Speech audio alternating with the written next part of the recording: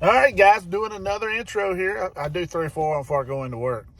But I have been saving this video, and I'm going to put it out the day before I put out the 26.2 update video. But I'm also going to film another video where I have taken the software back to, I think, 24.10. And what I'm going to do is I'm going to compare all three. I'm going to compare 26.1, which is the end of the video. I've never, ever, ever in my entire life used down. So I didn't know a lot of times what these guys were talking about, some of the ice fishermen, and about some of the dead voids. So I had a guy, he said, man, go film one of these things for me. These ice fishermen are getting killed by this. I said, you know what? I will. I don't mind. I don't use it like that, but a lot of people do. So I said, let's do it. So what I did is I went in and I filmed something with 26.1. This was in the severe muddy water. I had a Christmas tree that I put out. It's a pretty Christmas tree. And what's crazy thing is I never catch fish on this Christmas tree. I don't ever catch fish on this thing. Man, I don't know. I've done some. It just, for some reason, doesn't produce. But it's good for videos. But I did this. And what I'm going to do is I'm going to do this. Tomorrow you're going to see 26.2. Not of the Christmas tree. It's going to be a different thing.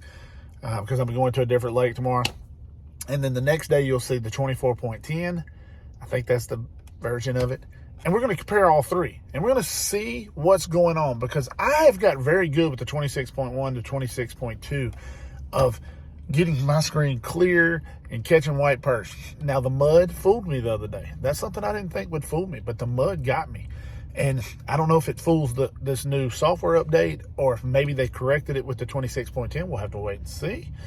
But on 26.1, when the muddy water came, it kind of messed it up. It's hard to get the proper settings. And I had to start playing with that noise. And when you start jacking up that noise controls, when you start getting those voids. And so let's get in this. I want to point out some things and say that I finally do see some of these voids some of these people are talking about. I didn't see them because I don't use down.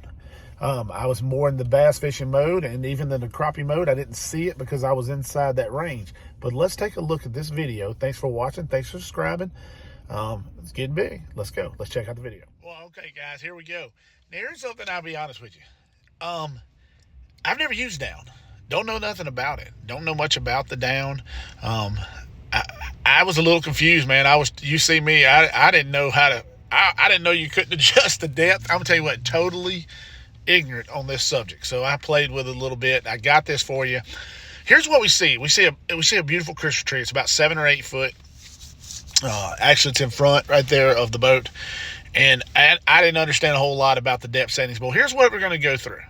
I float and work back and forth. And I'm trying to find that zone. And I'm assuming the depth, the spot is going to be right there where the curvature is. That you see on the screen, the dead spots they talk about. And you can see right there where those rays meet. One spot's bright, one spot's dark. And I don't have any ghost tree settings on, so this shouldn't be something you have. And as you notice, I do see those little voids, or just changing the strength of the return. And as you notice, you come out of it, here comes the bright return. Now, I'm struggling because I don't know where to go with gain on this. I don't play with it a lot. So my settings aren't really dialed in because, like I said, this is the first time I've ever used it. Now, we'll say this. I notice at about the 6 foot mark on both sides, it seems like you seem like you see the tree again, almost like a mirrored image. But there's kind of a dead zone right there. I see what they're talking about. Seeing that 3 to 4 foot, the top of the tree is just kind of goes away.